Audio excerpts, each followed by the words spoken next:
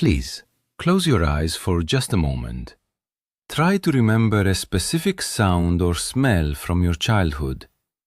Perhaps it is the deep, roaring mechanical hum of the coffee grinder at the local grocery store, or the cheerful, comforting melody of the evening television bear telling you it is time for bed.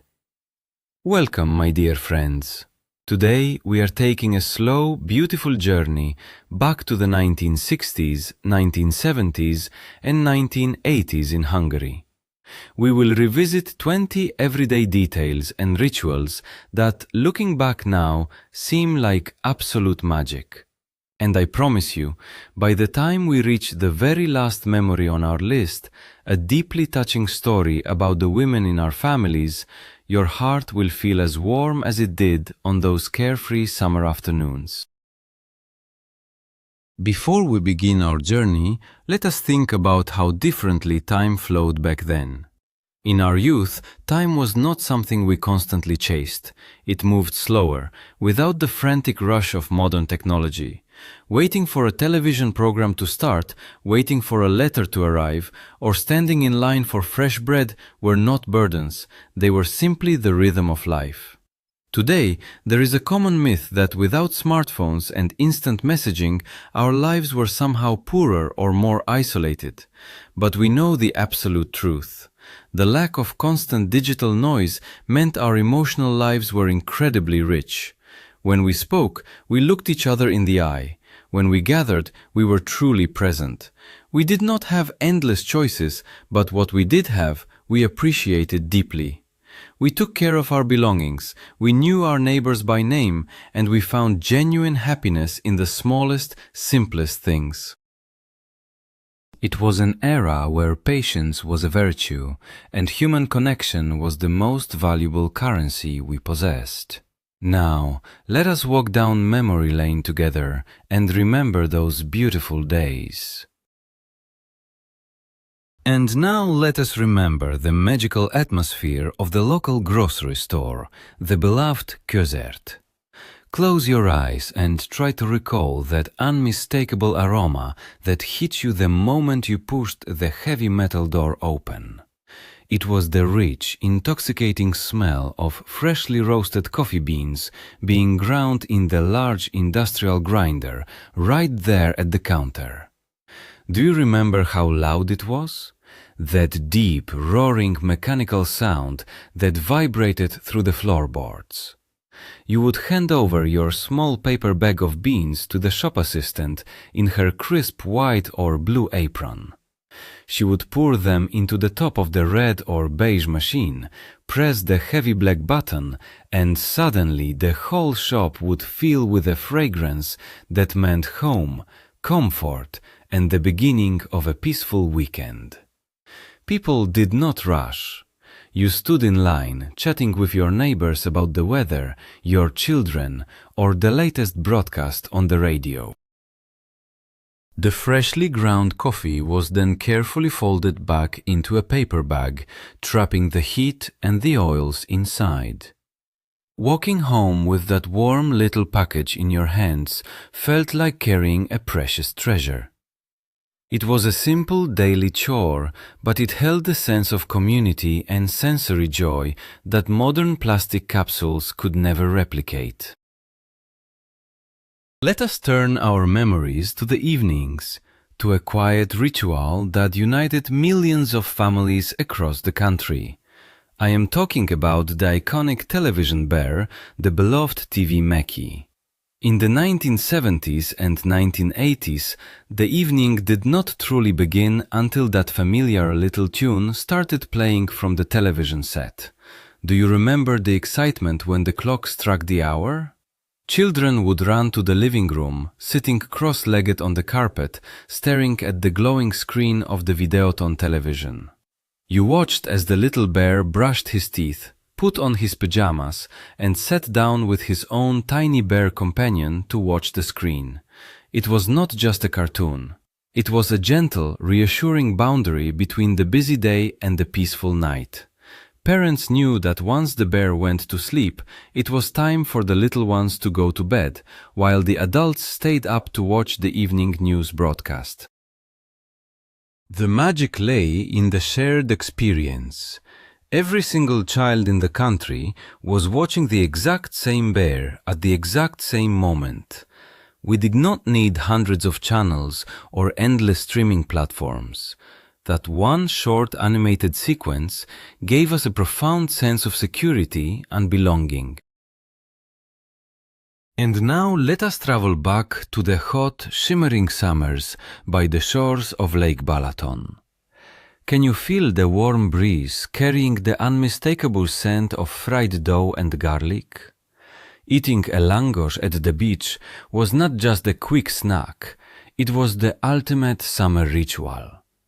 You would stand barefoot in the long line on the scorching concrete, the sun beating down on your shoulders, listening to the sizzling sound of hot oil from the small wooden kiosk.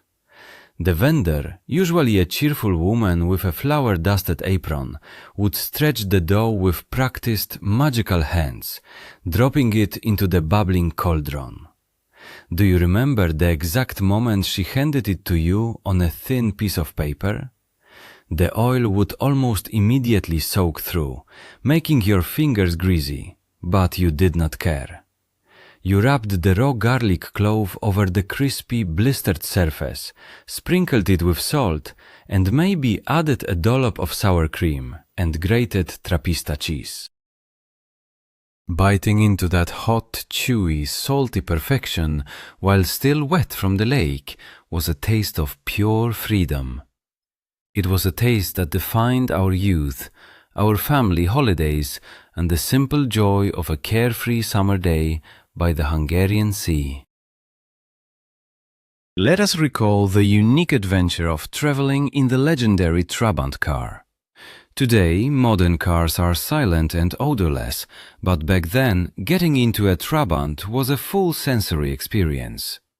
Do you remember the distinct, slightly sweet smell of the two-stroke engine exhaust mixed with the synthetic leather of the seats?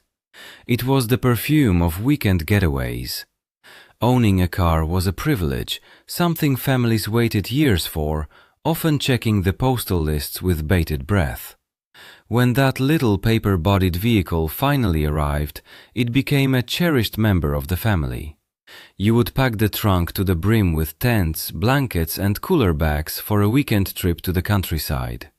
The engine would cough, sputter, and finally roar to life with a loud, rhythmic rattling sound that you could recognize from miles away. Driving was a communal effort. The windows were rolled down to let the summer air in, fighting against the stifling heat of the cabin. Breaking down by the side of the road was not a tragedy, but an expected part of the journey. Fathers would open the hood, tinker with the spark plugs, and somehow, miraculously, the little car would keep going. It was a symbol of resilience and family unity. And now let us remember the slow, comforting rhythm of a traditional Sunday morning in your childhood home. There was a specific atmosphere that settled over the apartment, a quiet anticipation built around the family dining table. Can you smell the rich golden meat soup, the hushleves, slowly simmering on the stove for hours? The kitchen windows would fog up from the steam, and the entire house smelled of boiled carrots, parsley, and tender meat. But the true magic happened precisely at noon.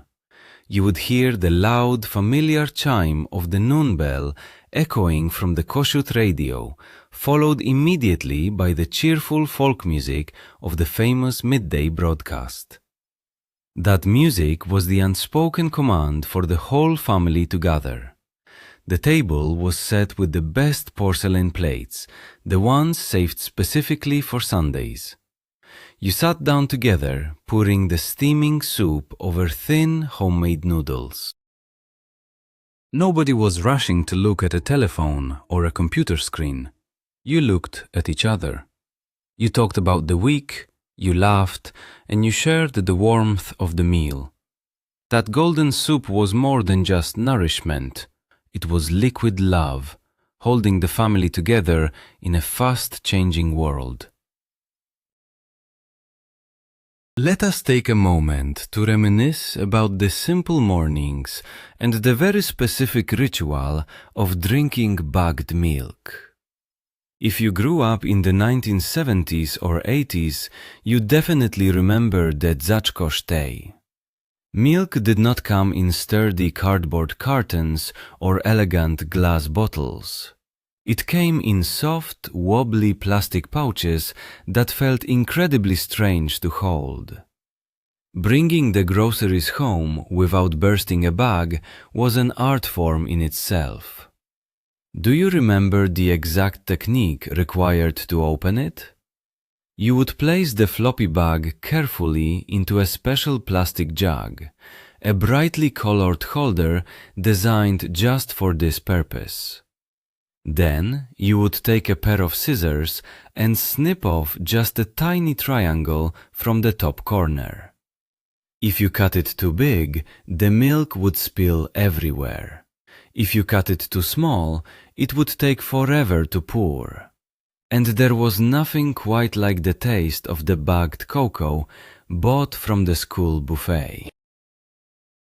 You would bite the corner off with your teeth during the short break, squeezing the sweet chocolatey liquid directly into your mouth while laughing with your classmates in the schoolyard. It was messy, it was imperfect, but it was absolutely delicious.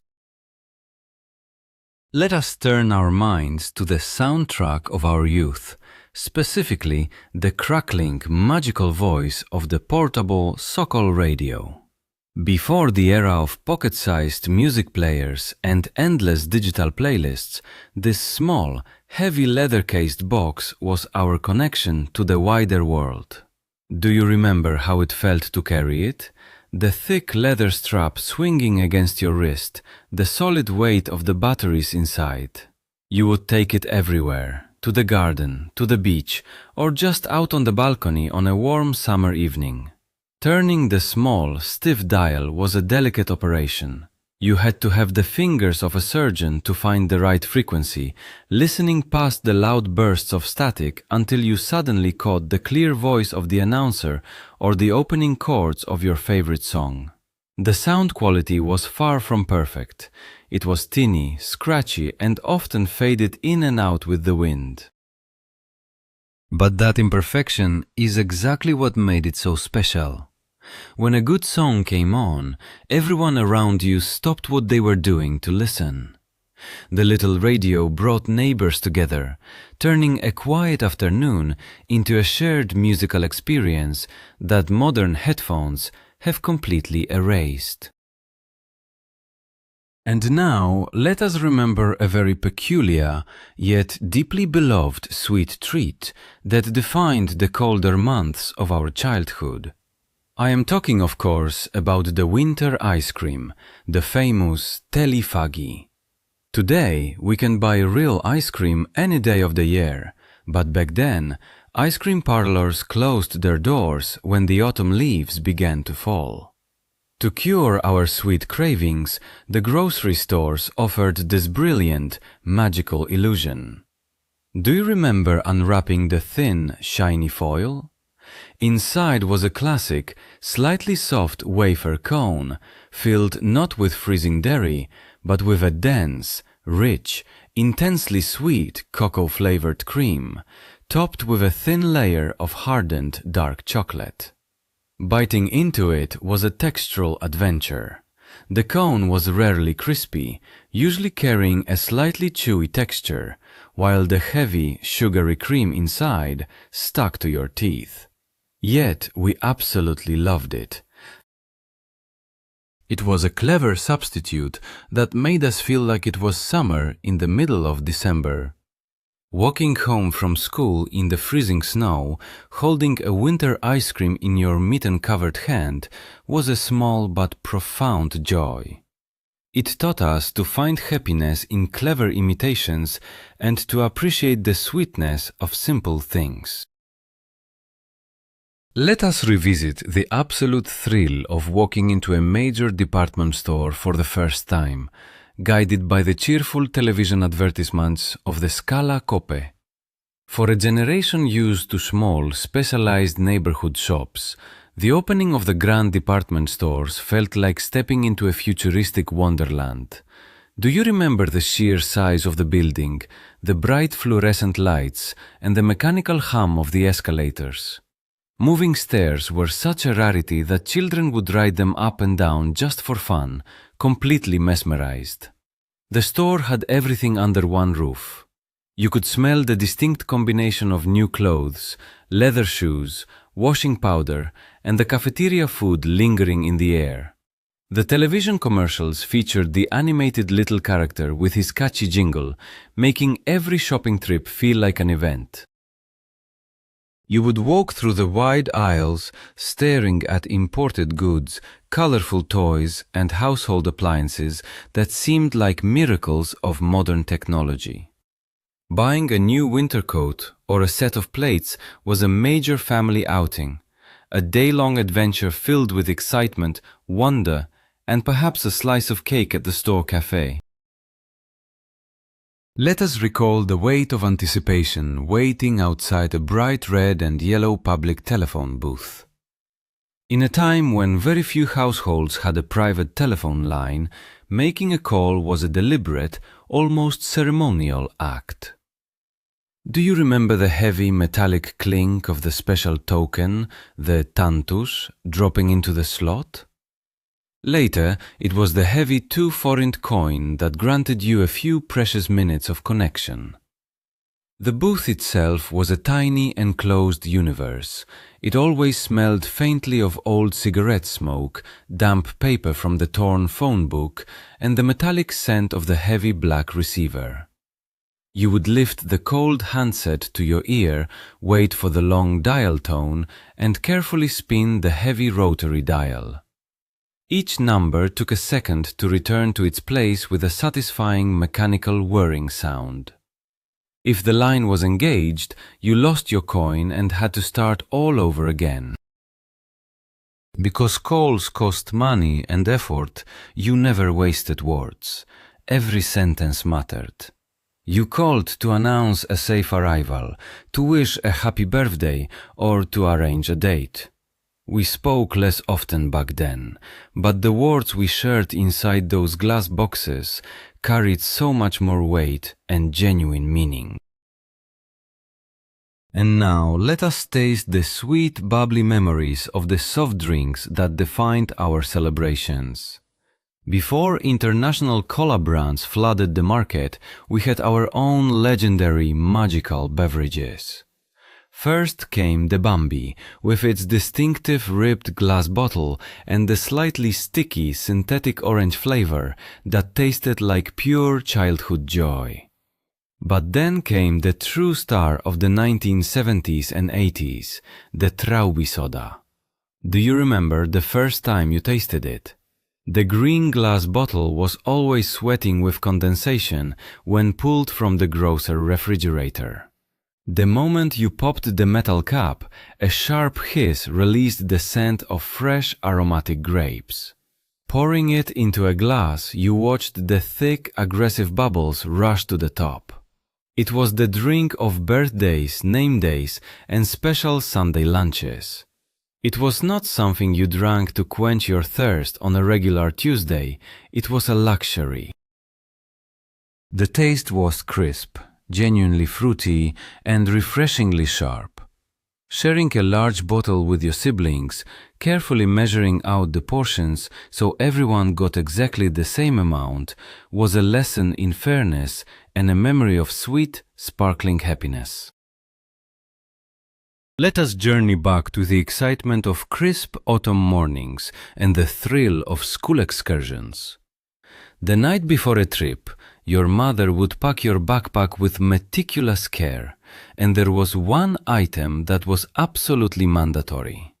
I am talking about the small, round metal tin of liver paste, the classic My Crème. Do you remember the distinct ritual of opening it? It had a tiny, sharp metal lip, and you often needed a pocket knife to pry it open without spilling the contents on your clothes. Once opened, the savory, slightly metallic smell of the paste filled the fresh forest air. You would sit on a fallen log with your classmates, breaking off chunks of fresh, crusty white bread. With a small knife, you spread the thick, savory cream over the bread, sharing it with your friends while swapping stories and laughing until your sides hurt. Along with a slightly bruised apple and a thermos of lukewarm, sugary tea, this was the ultimate outdoor feast. It was simple, inexpensive food, but eaten in the company of friends, surrounded by the changing colors of the autumn leaves. It tasted like the finest meal in the world.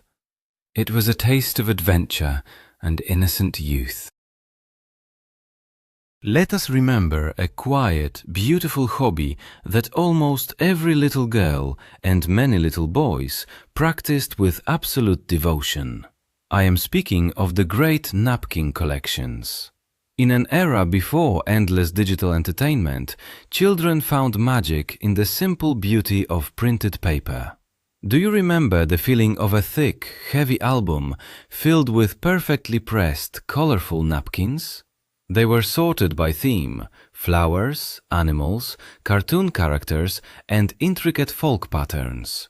Some were smooth and thin, while others had thick, embossed edges that felt fascinating under your fingertips. The true excitement, however, was in the trading. During school breaks, you would gather in the corridors, carefully opening your duplicate folder. The negotiations were intense and deeply serious. A rare glossy napkin from West Germany or a beautifully patterned one brought back from a trip to Vienna was worth 10 regular ones. You learned the art of bargaining, the value of patience, and the joy of completing a set. We did not need expensive toys to feel wealthy. A beautifully decorated, perfectly preserved paper napkin was enough to make our hearts race with pure joy. And now, let us walk into the stairwell of a typical Hungarian block of flats on a quiet Sunday morning. There is a very specific, magical phenomenon that everyone who lived in these panel buildings will instantly recognize.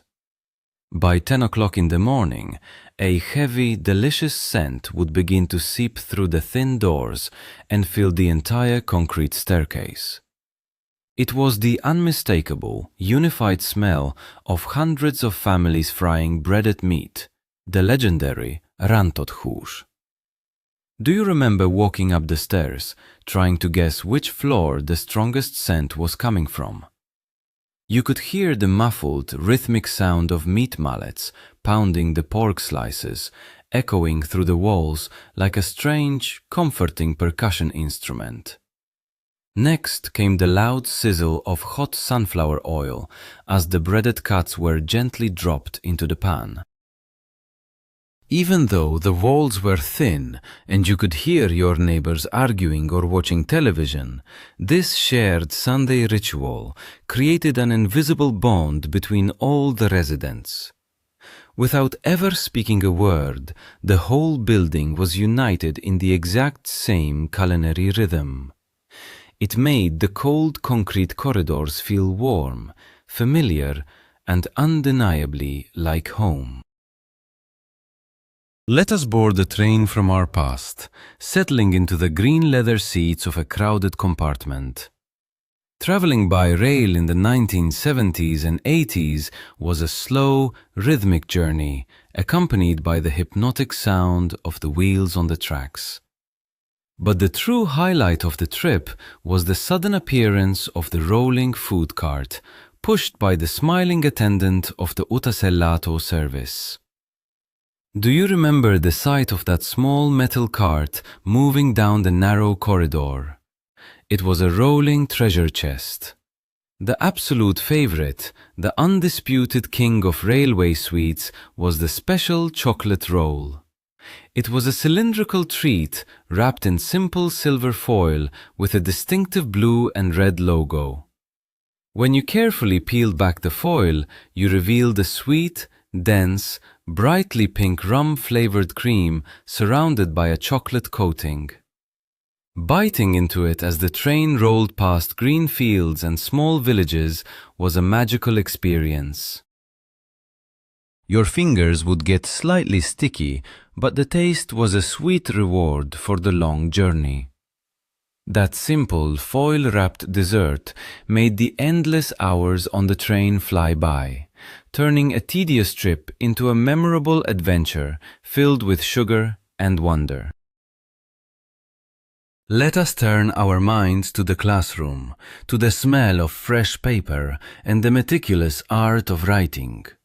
Before keyboards and touchscreens, the beginning of the school year meant acquiring a stack of brand new, perfectly pristine checkered notebooks. Do you remember the ritual of covering them in dark blue, thick paper to protect the edges? But the most vivid memory belongs to the fountain pen. Writing was not a casual act, it was a physical craft. You would unscrew the heavy plastic body of the pen, carefully push the dark blue ink cartridge into place, and wait for the ink to flow down to the metal nib. The sound of the nib scratching against the rough paper of the notebook was a constant background noise in every classroom. We all had blue fingers. The ink would leak, smear, and stain our hands, our sleeves, and sometimes our faces. You had to use a special blotting paper, pressing it gently over your freshly written words to dry the wet ink so it would not ruin the opposite page. It was messy and required immense patience, but it taught us to think carefully before we wrote. Every word was an effort, and therefore, every word had true value. And now let us remember the physical effort required simply to watch television. In the corner of the living room stood a heavy, wooden-cased marvel of technology. It was not just a device, it was a piece of fine furniture. But receiving a clear picture was never guaranteed. It was an art of negotiation with the airwaves. Do you remember the struggle with the indoor antenna, the famous rabbit ears? When the picture started to roll or dissolve into a sea of black and white static, someone, usually the youngest child in the family, had to stand up and adjust the metal rods.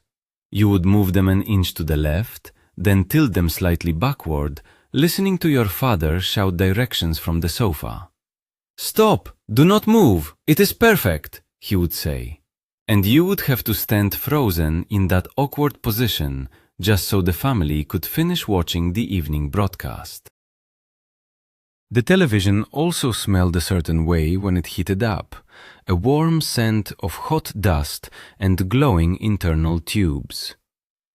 We only had 1 or 2 channels, and on Mondays there was no broadcast at all.